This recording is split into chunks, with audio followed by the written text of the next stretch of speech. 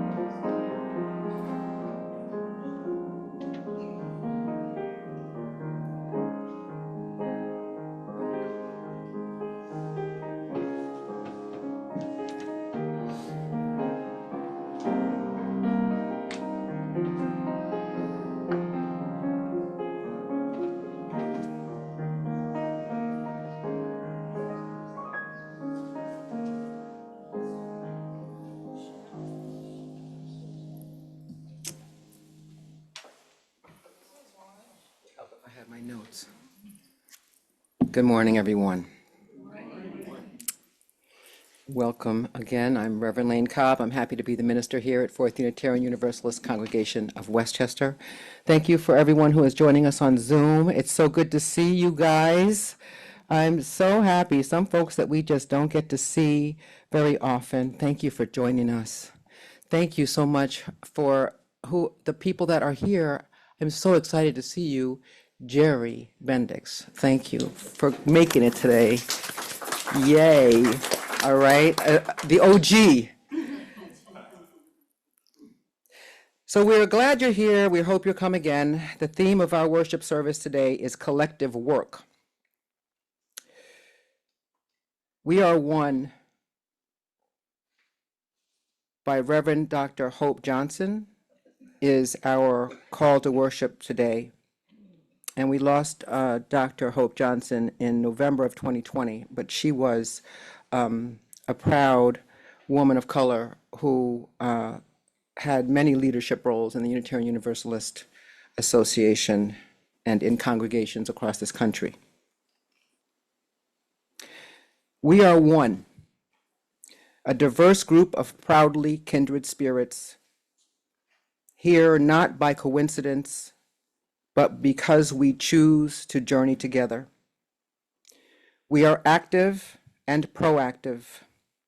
We care deeply. We live our love as best we can. We are one, working, eating, laughing, playing, singing, storytelling, sharing and rejoicing, getting to know each other, taking risks, opening up, questioning, seeking, searching, trying to understand, struggling, making mistakes, paying attention, asking questions, listening, living our answers, learning to love our neighbors, learning to love ourselves, apologizing and forgiving with humility, and being forgiven through grace, creating the beloved community together. We are one. Please join me in singing our gathering hymn in your great hymnal, number 318. We would be one. You may rise in body or spirit as you are able. Number 318, we would be one. And if you need someone to bring you a hymnal, put your hand up.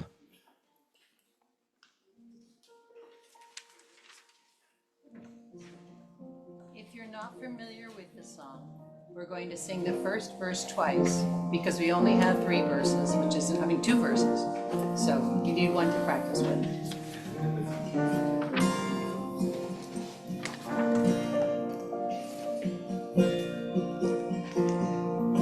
We would be one as now we join in singing our hymn of love to pledge ourselves anew to that high cause of greater understanding of who we are and what in us is true. We would be one in living for each other to show to all a new community. Repeat. We would be one as now we join in singing our hymn of love to pledge ourselves anew to that high cause of greater understanding of who we are and what in us is true. We would be one in living for each other to show to all a new community. We would be one in building for tomorrow a nobler world than we have known today. We would be one in searching for that meaning which binds our hearts and points us on our way. As one we pledge ourselves to greater service with love and justice strive to make us free. Thank you, that was lovely. So our chalice lighting words this morning are from Reverend Lisa Doge. She is the minister of the UU Church of Savannah, Georgia. And to read our words of chalice lighting, I invite Patty Copeland to join me. Patty is our newest member of our worship associates. Yay.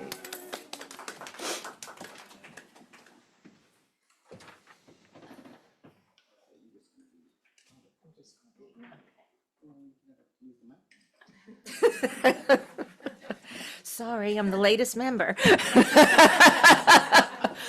Call to worship. What if sometimes it's not about a light in the darkness? What if sometimes it's about sparking potential into possibility and possibility into existence? What if sometimes the flame that burns in the chalice of our faith is nothing less than the ember of hope and nothing more than love set ablaze? What if sometimes all we need to do is follow this flame, and amongst scores, hundreds, thousands of steadily flickering flames across the land and among so many peoples on the way to justice and into the land of peace. What if we dare to kindle that chalice? May it be so. May it be Amen. so. That was perfect. Thank you. Thank you, beloved. Thank you.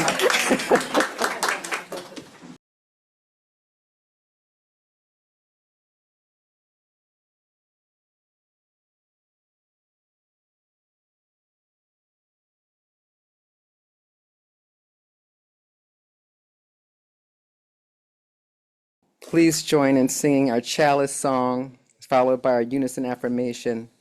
The words can be found in your order of service. Oh, may this chalice ever be a symbol of our unity, that in this hour we now unite our separate flames to make one light. And our unison affirmation. Love is the spirit of this fellowship. This is our great covenant, to dwell together in peace, to seek the truth in love, and to help one another. Amen. For our first reading, I invite Pat Dalen to come up and share. This is How to Survive a Zombie Apocalypse, Advice from AI.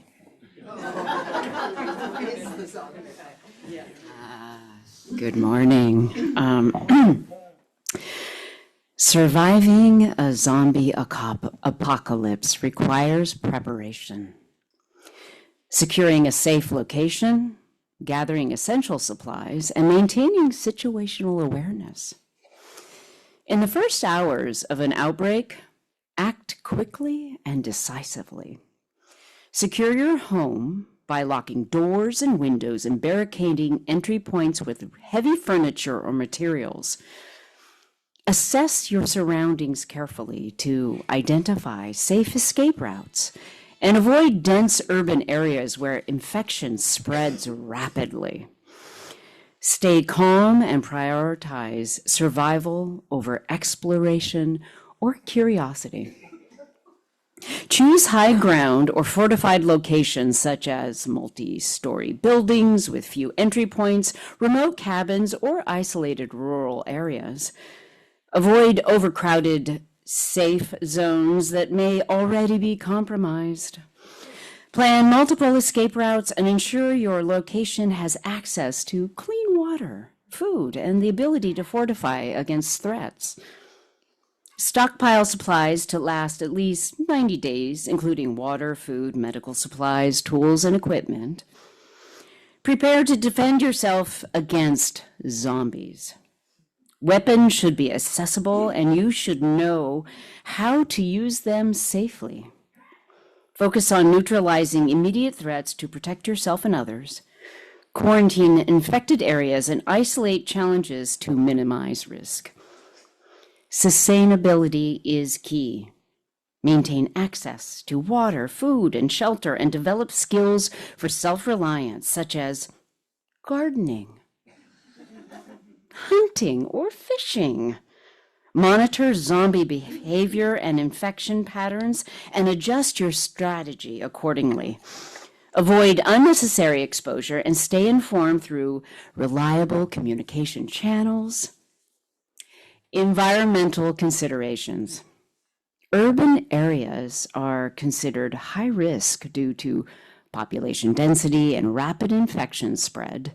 Suburban areas are less risky, but watch for congestion and fleeing populations. Rural areas have the lowest risk, with fewer zombies and better long-term survival odds, but limited infrastructure presents other challenges. Colder climates are preferable, since cold slows zombie activity, while heat accelerates tissue decay. Survival depends on resourcefulness, situational awareness, and mental resilience. Separate short-term survival from long-term planning and always prioritize life-saving action first. Be prepared for the unexpected and stay adaptable can significantly increase your chances of survival in a zombie apocalypse.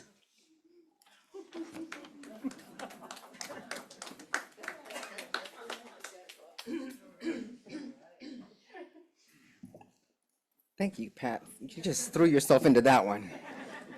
It's beautiful. So we are now turning to the time in our service when we share our joys and our concerns. And if anyone would like a candle lit for a joy or a concern, please let us know. Bob will bring a microphone around. You can share from your seat, or you are free to come to the front if you wish. If you are on Zoom, you may unmute and share. And if you'd like a candle lit in silence, just raise your hand and I will do that for you. Please make sure that the microphone is held close to your mouth so that you can be clearly heard by everyone.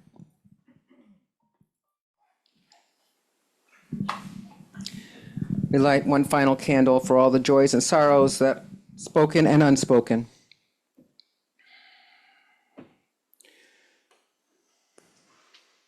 For everyone in search of a home, you belong here. For everyone in need of support, we got your back. In this beloved community, everyone is welcome and everyone belongs, and I, for one, am grateful to be a part of it. May we hold space in our hearts at this time for everyone across the world, whether they are celebrating or suffering. Let their voices be heard and felt by us as they resonate across the world. If you are silent, you can hear everything.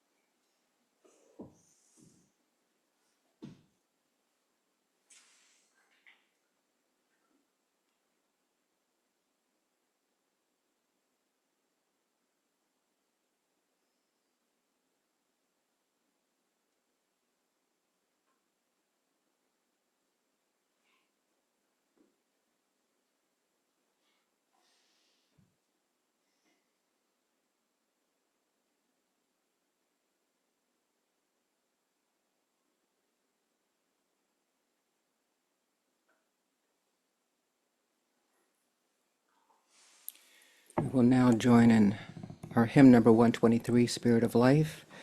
We will sing it in Spanish and in English. The words are in your order of service. You may remain seated.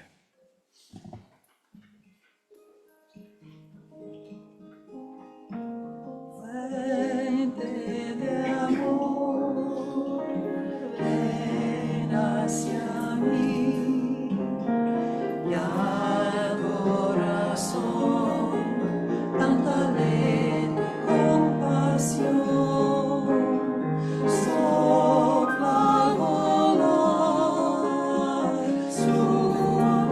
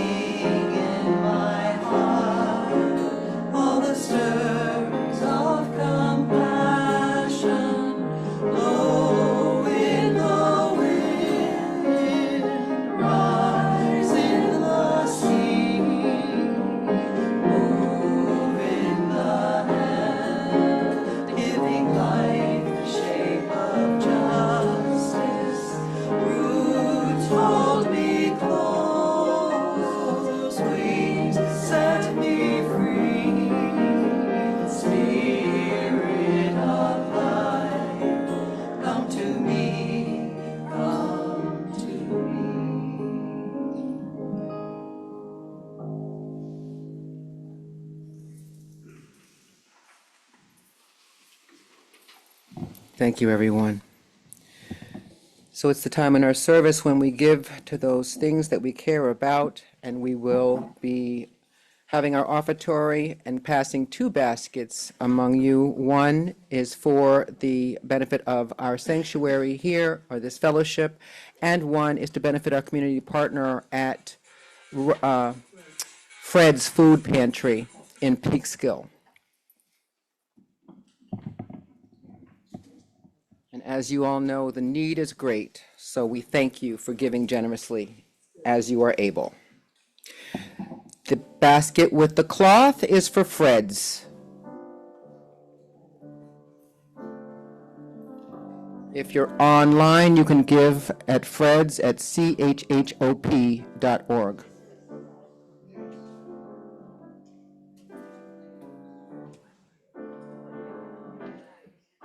We're gonna hold everybody. We're gonna hold everybody up. We're gonna hold everybody. We're gonna hold everybody up. Hold everybody up, up, up. Hold everybody up, up, up. Hold everybody up, up, up. Hold everybody up. Just because you look like you and I look like me, it doesn't mean we can't be friends. I'm not your enemy. We're gonna hold everybody. We're gonna hold everybody up. We're gonna hold everybody. We're gonna hold everybody up. Hold everybody up, up, up. Hold everybody up, up, up. Hold everybody up, up, up. Hold everybody up. People all around the world sometimes feel so sad. When others show they care, they don't feel quite so bad. We're gonna hold everybody. We're gonna hold everybody up. We're gonna hold everybody. We're gonna hold everybody up. Hold everybody up, up, up. Hold everybody up, up, up. Hold everybody up, up, up. Hold everybody up. Simon says. One more time.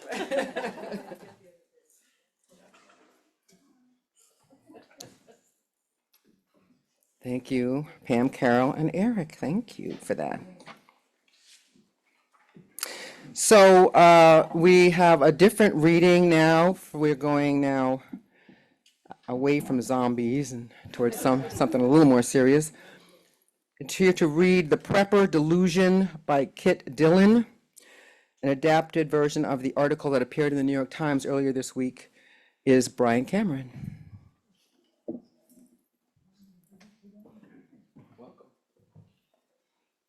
Thank you, Reverend. Good morning. The Prepper Delusion by Kit Dillon. At 4:30 a.m., our dog started howling. He heard the sirens before we did. Outside, cars filled the high school parking lot, our town's evacuation site. Messages from neighbors began pouring in. A nearby stream had surged, and a 120-year-old dam uphill might fail after nearly 20 inches of rain overnight. We got up and made a plan to reach higher ground. This wasn't my first evacuation. At 10, I fled a fire that burned my summer camp to the ground. We escaped by boat and spent the rest of the summer rebuilding. Since then, I've lived through a series of close calls, trapped underground during a New York City blackout, sheltering through hurricanes in multiple states, and driving through a wildfire as it surrounded my home in California. What once felt like a string of bad luck now feels like something else entirely. In a rapidly warming world, these experiences are becoming more common. Disasters are increasing in frequency and intensity, and millions more Americans are expected to face extreme weather in the years ahead. You might think that after all of this, I'd always have a perfectly packed emergency bag ready to go, especially since I've spent time reviewing gear and writing about preparedness. But I don't. Because what I've learned again and again is that what keeps us safe isn't the stuff we pack or store away. It's the community we build before disaster ever arrives. So much of our culture around disaster preparedness tells us to go it alone. We're encouraged to stockpile supplies, build bug-out bags, and imagine scenarios where we survive by relying only on ourselves. There's even a whole vocabulary for it. Plans for escaping a world where systems have failed and other people are seen as threats. But that hasn't been my experience. In every real emergency I've lived through, information has been incomplete or wrong. Official alerts don't always come in time or at all. Cell networks fail. Conditions change quickly. And in those moments, every decision comes down to two urgent questions. Are we safe where we are? And will we be safe if we try to leave? Answering those questions rarely happens in isolation. It depends on the people around you. When flooding hit my town, more than 230 people were rescued, mostly by neighbors. People drove heavy equipment into floodwaters to carry others to safety. Local groups quickly organized aid, not because they improvised, but because they had already built trust and connection long before the crisis. Individual preparation still matters. Water, medication, important documents. But real preparedness isn't something you can buy or pack. It's built through relationships. As disasters become more common, we can't rely on stuff alone to keep us safe. Our survival depends on the strength of our communities. So don't wait for the next siren. The real preparation begins now, when you knock on your neighbor's door and invite them in.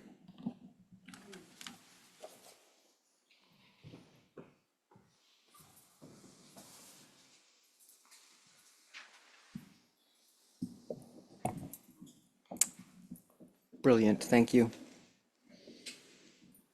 So there's a Zen koan that reads, before enlightenment, chop wood, carry water. After enlightenment, chop wood, carry water. In light of our readings this morning, one may wonder how this relates. It doesn't exactly sound like a survival strategy, especially not for a world that is in peril. And yet, if you've ever watched an apocalypse story unfold, whether brought on by zombies or natural disaster, you know that the people who make it are not always the loudest, the strongest, or the fastest. Moreover, or usually, they are the ones who keep doing the necessary things, the unglamorous things, the repetitive things. They secure the doors. They ration the food. They take watch. They tend the wounds. They chop wood. They carry water. The topic for this sermon came to me kind of out of the blue. I can't tell you why. Sitting with a friend at dinner, I said, I don't know what I'm going to talk about on Sunday. I'm thinking of going back to chop wood, carry water. Expecting her to say, that's a great idea. They're going to learn a lot from that. I was surprised when she kind of chuckled and didn't say anything, really. So the conversation moved on to other things, but the topic wouldn't let me go. In fact, it haunted me. I thought about it sitting in the audience at a play, watching a musical, actually, about peace, justice, and transforming the world order. The last number, Power to the People, reminded me that the dream of collective liberation is still alive, and the work is still incumbent on the willingness of people to step up and step forward again and again and again until the world we live in works for all of us. The theme of doing the work was present throughout. Chop wood, carry water. I thought of it again this past Sunday at the immigration rights event we co-hosted at the First Presbyterian Church. If you weren't there, I can tell you we had a great turnout of folks, some of whom are already active in the community around building support networks, and others just came to listen and learn. Thank you to everyone who attended and helped spread the word about that event. Aside from giving monetary donations, many folks signed up to serve in mutual aid networks to help families in need. My experience of that event was a gathering of people who showed up willing to chop wood and carry water to support our immigrant neighbors. I've thought of it every day since. So I decided to run with the title, Chop Wood, Carry Water. The subtitle, Instructions for Surviving the Apocalypse, communicates my belief that we are experiencing in many ways the precursors to an apocalypse, not one that is caused by environmental shift, although that will happen, but one that is wholly political. The inclusion of the AI reading about how to combat zombies was in part just for fun. This is a tough subject after all, and we really all could use a laugh. But in truth, I also believe that the ills of the world have had a zombifying effect on us mere mortals. And at some point, there will be a reckoning. I'm personally hoping to be gone by then, but you never know. The New York Times piece on prepping for an apocalypse, however, was written by a very real person who lived through some very real events that are completely relatable to most of us here. We know that our refusal to address climate change has us headed into an uncertain and possibly apocalyptic future. And although a climate-generated apocalypse is not what I'll be speaking about this morning, the author's message that building relationships with each other now, before the floodwaters rise, is one that I return to regularly from this pulpit and the one that has me before you today. The apocalypse I'm speaking about today continues to approach us in waves of right-wing abuses that threatens not only the marginalized and oppressed, but anyone and everyone living in this country and across the globe. In other words, it affects everyone. Knowing you as I do, I am sure this isn't news to you, and several of you have been sounding the alarm about this both inside and outside of these walls for months now. Thank you for your courage. I too have been considering various strategies for surviving this shift in our universe, the one that's sending people into poverty or to war or to jail or to deportation centers. I could go on, but you get it. Having an overwhelming list of to-dos, as I know many of you do and I do, requires making conscious choices about how we spend our resources. The needs of the world pull at us daily, and at the same time, we take seriously the obligations to care for ourselves and our loved ones in ways that take a good deal of the time we might rather spend doing other things, fun things. Things that make us smile, things that keep us feeling whole and fulfilled. Lately, I've learned that I cannot handle everything, at least not all at once. Many of you have reminded me of that. Thank you.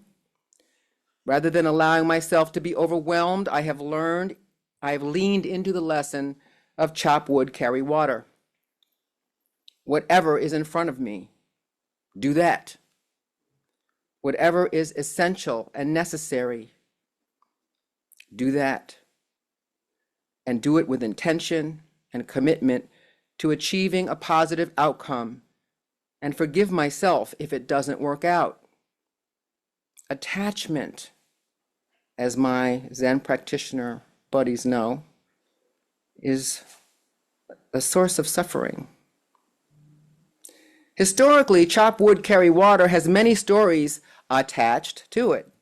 Among them, the writing from Layman Pang, a Buddhist in the Zen tradition who lived during the Tang Dynasty. He writes, "My daily activities are not unusual. I'm just naturally in harmony with them. Grasping nothing, discarding nothing. In every place, there's no hindrance, no conflict. My supernatural power and marvelous activity, drawing water and chopping wood." By the way, Layman Pang lived to the ripe old age of 104. So he was on to something. But reading those words, one might be both inspired and discouraged. Inspired by the possibility of living in harmony with one's daily activities. Discouraged by the challenge that achieving a space free of attachment and inner conflict presents. It can be easy to think that the situations we face are too big for us to solve, that life is too complicated, and that we are swept up in the winds of change without real recourse. Looking at all the things that are wrong with the world right now, one struggles to imagine what our future may hold. But maybe that's not what we should be thinking about, at least not all the time. So in the interest of our time this morning, I'm certainly not going to try to unpack all the possible interpretations and teachings one could glean from chop wood, carry water, or indeed any Zen koan. I'll just mention a few things that can be easily applied in one's daily life and that I think, if applied, can help us collectively survive whatever apocalypse may come our way. First, do the next right thing. One of the things that Zen practitioners learn is that mastery is not built in grand gestures, but in repetition, in showing up to the same task again and again with attention and care. This is what it takes to build strength and resilience. Whether the apocalypse comes on suddenly or slowly over time, doing the next right thing, even if it's difficult or distasteful, can alleviate panic and give you a sense of purpose that can help you gain clarity in times of stress. Having a conversation with somebody instead of sitting alone with your fear or your anger, acting more, avoiding less, keeping your word, being of service, taking just one thing off your to-do list or discarding it altogether, engaging in one small, faithful act at a time, or resting if that's what you need. What is the next right thing to do? Chop wood, carry water. Second, fall in love with the process. This, to me, is a toughie. In every survival story, there is a shift. At first, the characters resent the work, the endless chores, the vigilance. They inevitably start sniping at each other. They lose their focus and eventually their motivation. These folks sometimes don't make it to the end of the story. But the ones who survive are the ones who adapt. They find rhythm and even meaning in the tasks of everyday life. They learn that survival is not a single victory, but an ongoing practice. In an apocalypse, you don't stop needing water just because you're tired of carrying it. You don't stop needing firewood just because you're tired of chopping. And in our lives, the same is true. Care doesn't become unnecessary at any point. Justice does not become effortless, ever.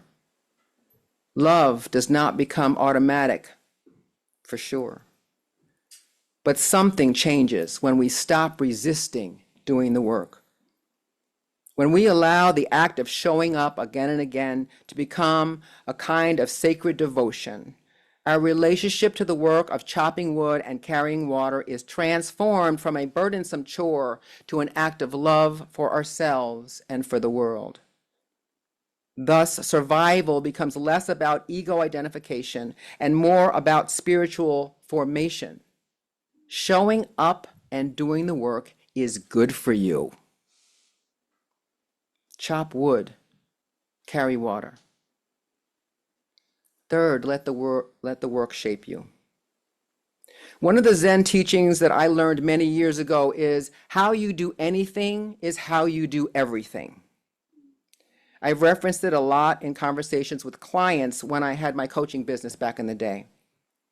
It also served as a reminder for me to be watchful of my own haphazard tendencies whenever they would arise. So that could be a whole nother sermon. But the point is, everything we do shapes us in a particular direction. Inherent in chop wood, carry water is the concept of discipline. Discipline for doing the next right thing. Discipline for perfecting our service to the mundane. Discipline for being the best we can be at the daily tasks of living, and thus developing our minds and our bodies and our spirits away from potential distractions like the need for recognition or amassing great sums of wealth, and the disappointment we might feel at not having achieved those things. Justice work is hard work. It's repetitive and mundane. But every action we take towards working together shapes us for the good, making each step we take a little bit easier than the last, prepping us for whatever may come next. You never know. Could be a zombie. Chop wood, carry water. Make the ordinary sacred. In the event of an apocalypse, the ordinary becomes precious. Clean water is sacred. A shared meal is sacred. A quiet night without danger is sacred. The things that we once overlooked would become the very foundation of life. Time spent with our beloveds, the comfort of community, fresh air, trees, personal space, art, music, access to education and information. Bringing ourselves fully present to the things we take for granted helps us realize how precious many of these things are to us and how much we would lose if they suddenly disappeared.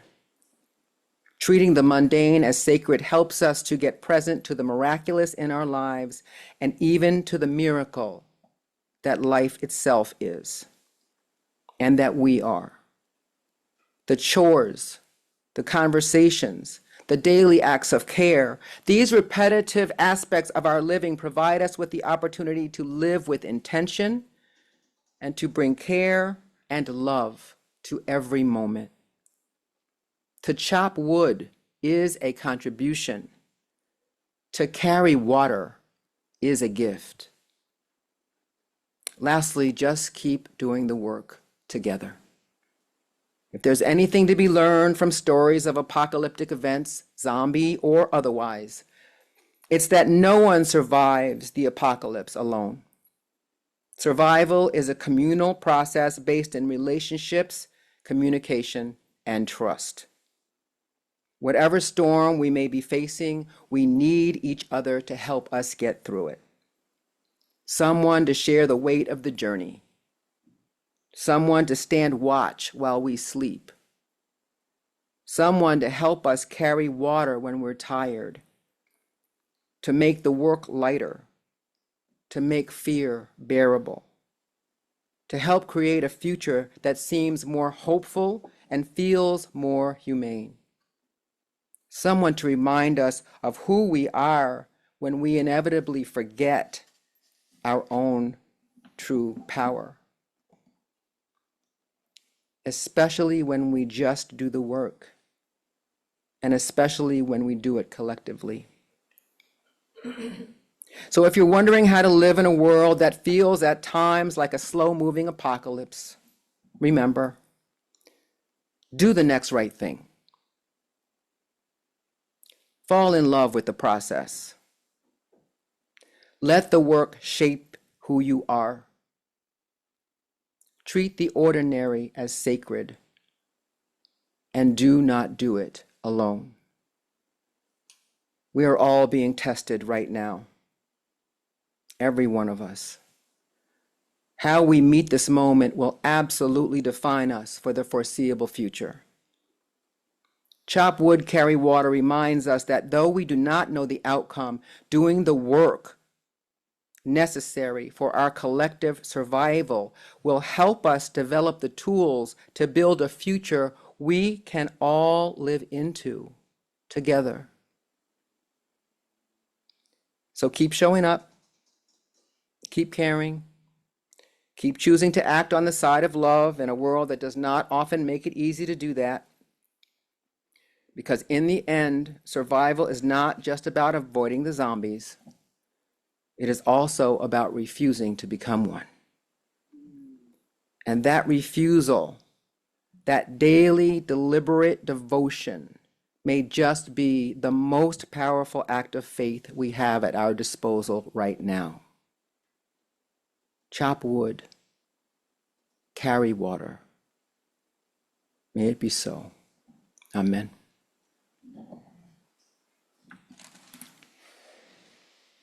So we've reached the time in our service that is reserved for congregational comments.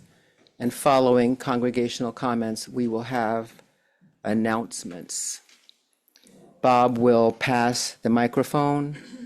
Please make sure, once again, that you are holding the microphone directly in front of your mouth so that you can be heard. Anyone on Zoom, I can start with you.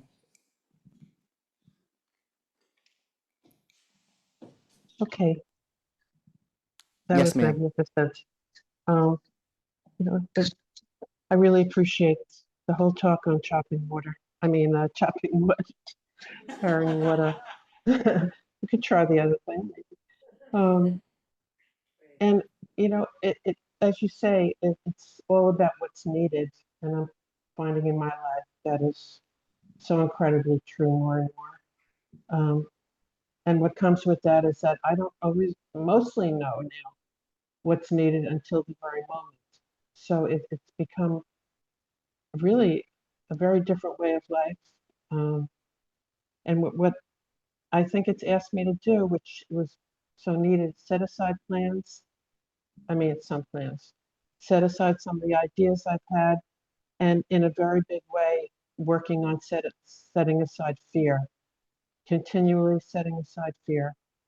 And I do that by just remembering what I feel is the deepest truth, which is connecting with the heart. So I feel like these times are squeezing out the power. And that sometimes that's just how it comes, but it's doable. Thank you all so much. Thank you, Melody. Someone in the room. Hi, Carol. I thank you so much for your talk, and I loved what you said. And I've been thinking about, as you were talking, I kept coming back to Albert Camus, who I did my master's thesis on him, so I'm kind of very into him. And so I was very drawn to him after reading The Plague, and which many of you may have read. And it's an allegory of it was written right after World War II, so the plague was kind of like representative of the Nazis and just of evil in general in the world. And at the end of the book, the narrator, who was the doctor who was kind of in charge of everything, trying to, hold everything together, says that the hero of the book was this guy, Joseph Grand, or Joseph Collin, as we say. But that the reason that he says he's the hero is because he was a civil servant and he did his job. He went to his job every day. And then when his job was done, he would ride around with the team and, collect the trash and pick up the dead bodies and, just do the horrible work that needed to be done to fight against the plague.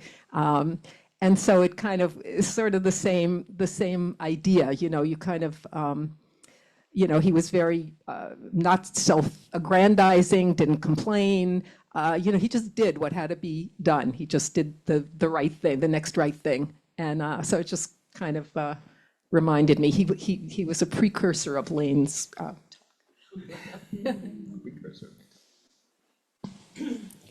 Anyone on Zoom?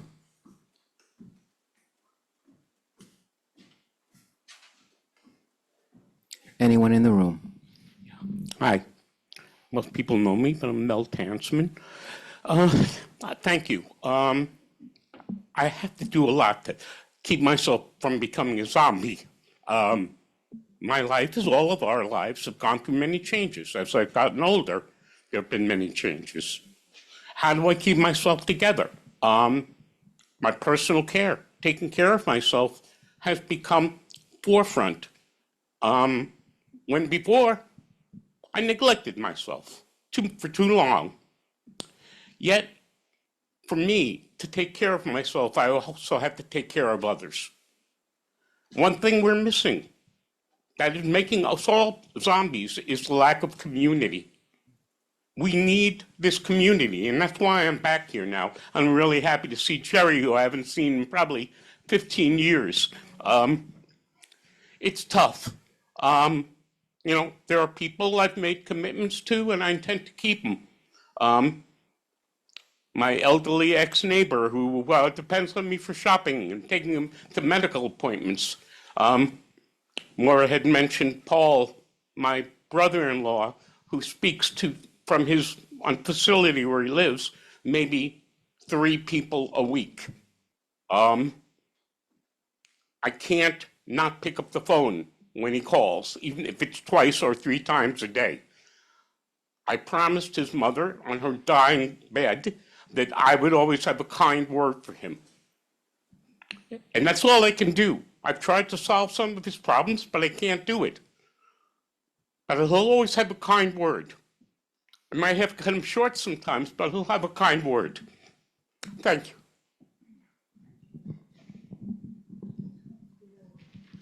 When I was teaching cha-cha in the Catskills, I came across Dave Manners at the ping pong table. He taught weightlifting and self-defense. And I said, I'm interested in taking care of myself. Dave, not particularly interested in weightlifting. He said, Bob, if you're having trouble carrying your pencil case to school, you're not going to throw a 200-pound guy. So once a week we went out to his place in Long Island and had a lesson with him. And during the week we were supposed to do exercises to support that weekly meeting. And I said, Dave, when I do exercises on my own, what's the most important exercise for me to do? He says, whichever one you can do consistently. Yep.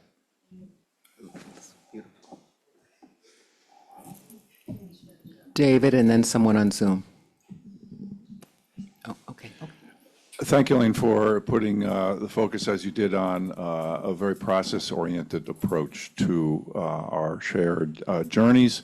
And I just want to add a little something which you had kind of implied, is that the greater the attachment to certain outcomes and expectations, then the more likelihood that we will be frustrated and find it we're making it far more difficult for ourselves.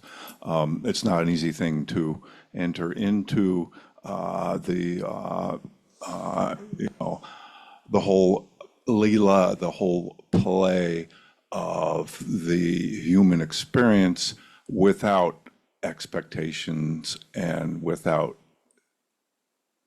convincing ourselves that we need certain outcomes to come. But anyway, there it is. And thank you.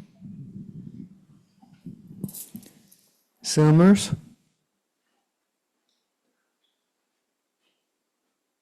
Okay, Eric?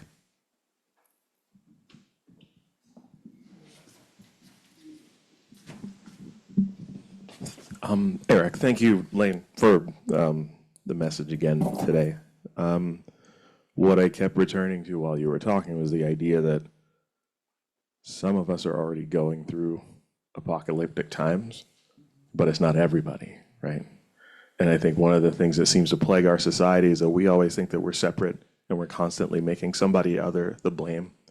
And one of the reasons that these apocalyptic stories are so intriguing is because it feeds our need to be able to destroy our enemy. And that we see so many of us as our enemy instead of seeing somebody as someone who's like us. And, the sort of doing the right thing at the right moment seems like one of the right things would be to see someone is worthy of protection and respect.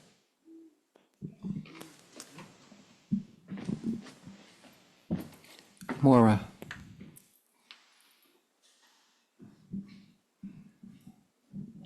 Thank you, Lane. I feel like you said it all, so I don't have a lot of comment on it, but it did bring to mind a sign I saw the other day. You said, sometimes we need a laugh.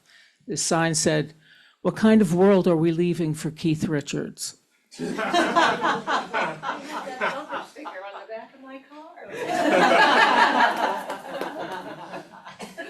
It's beautiful. Any other comments?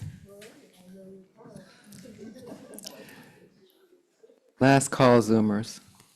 Oh, Pam. Pam, thank you, Lane. I was just having this conversation, or part of this conversation yesterday, talking about the importance of community in any endeavor. And this person's going through AA, and I've been to Al-Anon meetings. And the idea that you can't recover without a sponsor, and more for AA, and you can't recover unless you go to a meeting. There is something about the community that is necessary. It's nice and everything else, but it really is, you can't do it the other way. And isn't with meditation, if you're doing the practice, you can practice alone, but part of actually doing the whole practice is you have to come to a group meditation. I had read that somewhere, but yes. The chant is, we take refuge in the Buddha, we take refuge in the Dharma, those are the writings, and we take refuge in the Sangha, which is the group that you study with and work with. Yeah, it's a beautiful thing. Maybe I'll preach on that. You got to help me, Bob. That's be the next sermon. So would someone like to give any announcements? I know that the social justice group is meeting after service today. One of the things that I see, if you turn to the back, one of the things that I see is the Women's Wisdom Group is not going to meet on May 10th. That is Mother's Day. Our second Sunday is usually our meeting, but we have moved it to the third Saturday the 16th. And I'll send out a notice to the women's group mailing list to let you know what the plans are for that day. But Saturday, the 16th, is the next date for that. I want to also call our attention to our next services. Sunday, the 17th of May, our guest speaker is Reverend Kim McNair. She's been here before, and at the time she was in the executive offices of My Sister's Place shelter for men and women who are fleeing from domestic violence situations. She is now the Westchester County Liaison for Interfaith Affairs. So she will be our guest minister, and I hope you will come to hear her and enjoy our bring-in lunch after service on that day. Beth, come on up.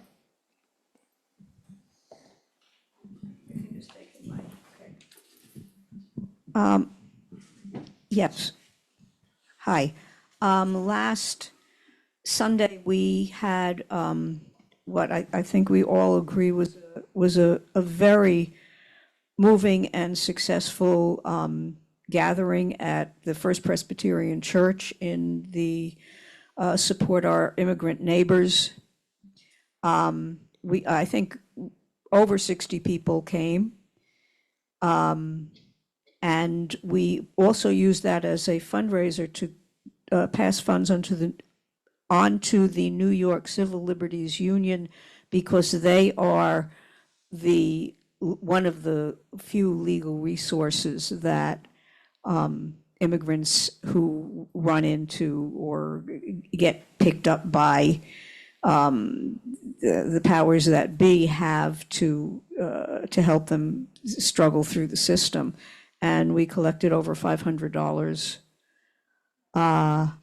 So we also, I think it was one of the purposes of doing this was to begin to have a meeting place to begin to meet our other faith groups and people who share our concerns and share our desire for, outlets for creating struggle and change. And I think we've begun to be able to do that now in a new way with this event. Am I leaving anything out? Okay. What I would add on to that is that there will be an announcement about how we can continue to, or what we can invent for ourselves as a congregation to be able to contribute in some way to mutual aid, as it's not appropriate for everybody to do everything, and for some people it's more appropriate than others. So it has to do with whether we're storing resources or providing different things. So without giving you details, we'll wait and see what comes out of that. Zoomers, any announcements from you?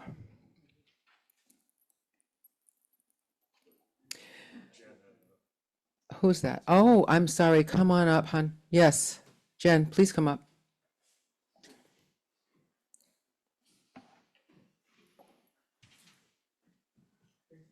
Bob, you can, where's the mic for, yeah, she just wants to. I think you have to push it on. Is it on? No. Just push that. The light is green. Okay, now it's on. Just an announcement on behalf of the Tag Sale Committee.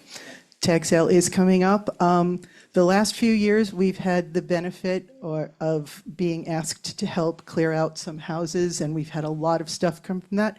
We have not had that opportunity this year, so we really need donations.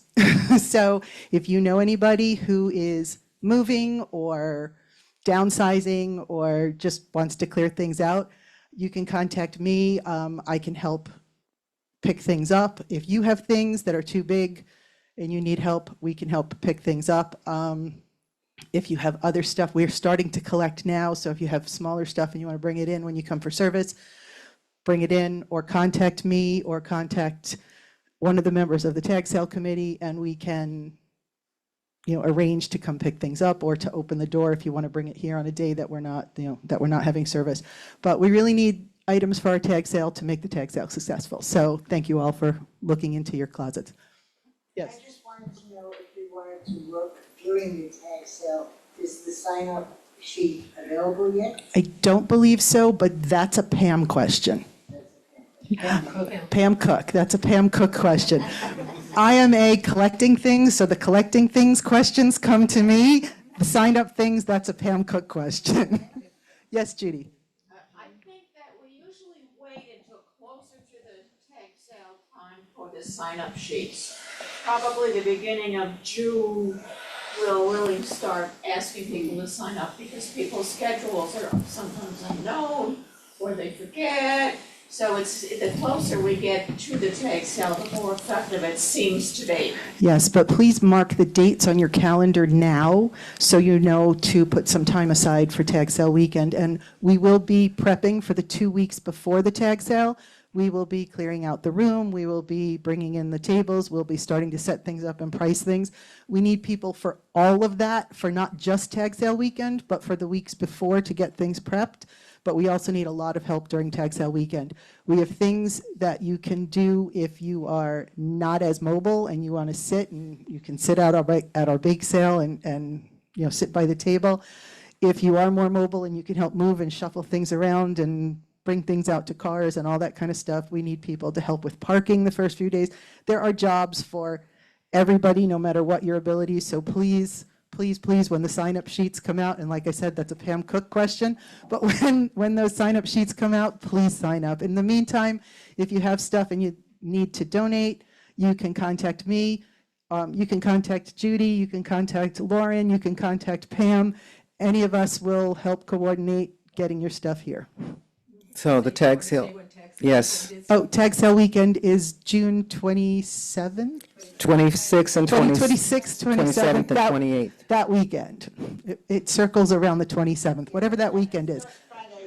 It's Friday, Saturday, Sunday, yeah. Yes, Sandy?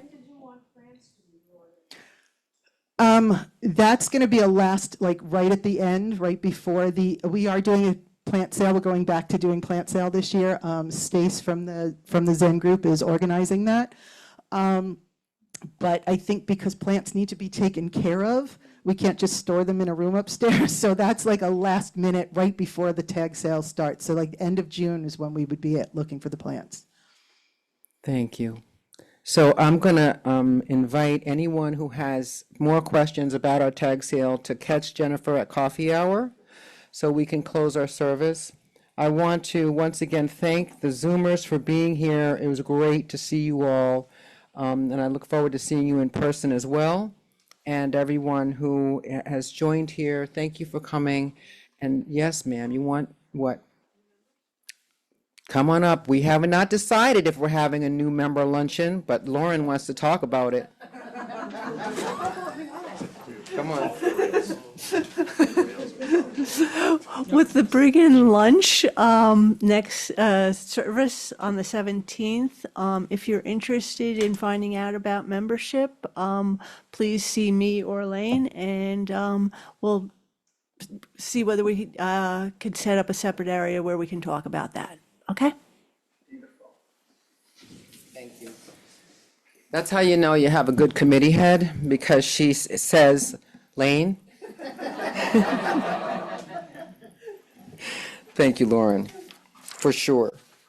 So our closing hymn today is number 168 in your gray hymnal. One more step, please rise in body or spirit. Then we'll have a spoken benediction and we will extinguish our chalice. Hymn number 168, one more step. So One More Step has 4 verses. So if it's not familiar, hold back for the first and come on in when you're comfortable.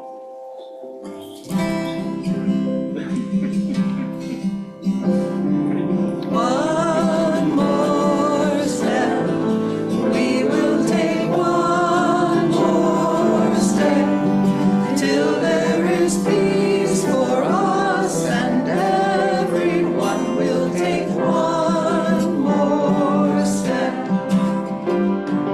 One more word, we will say one more word, till every word is heard by everyone. Take one more word. One more prayer, we will say one more prayer, till every prayer is shared by everyone. We'll say one more prayer. One more song, we will sing one more song, till every song is sung by everyone. We'll sing one more song. Thank you. You may be seated.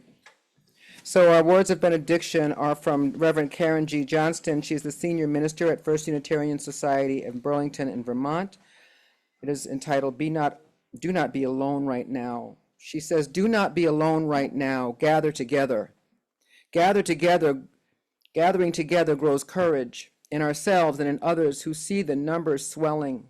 It is a small thing, but right now it is an important thing.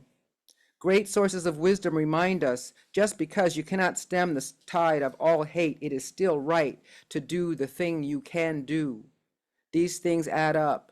Your one thing and my one thing, his one thing and their one thing and her one thing. Together, it becomes a big thing. Do not be alone right now. Any liberation, all liberation, is collective liberation. My freedom is bound with yours and yours with mine inextricably. Let us together cast our lots, doing this big thing, bending the moral arc of the universe towards justice. Amen, and so may it be. Please join me and extinguish our chalice. The extinguishing words are in your order of service.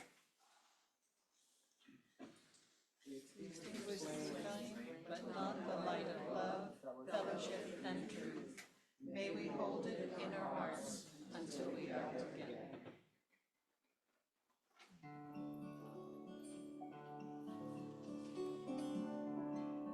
May the long time sun shine upon you.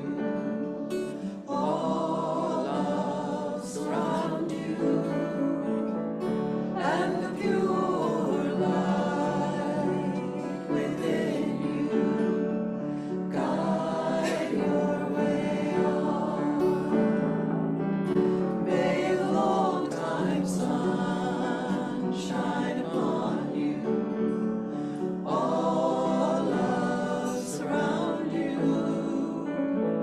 And the pure light within you guide your way on, guide your way on, guide your way on. Thank you, everyone. Acknowledge our musicians, please. Thank you so much. And our readers, thank you, everyone, for a beautiful service. Go in peace, everyone. We are running a little bit late, but we are going to have coffee for sure. So there will be tables coming in the back. Please just move your chair to the side. Zoomers, this ends your service. Be well, guys.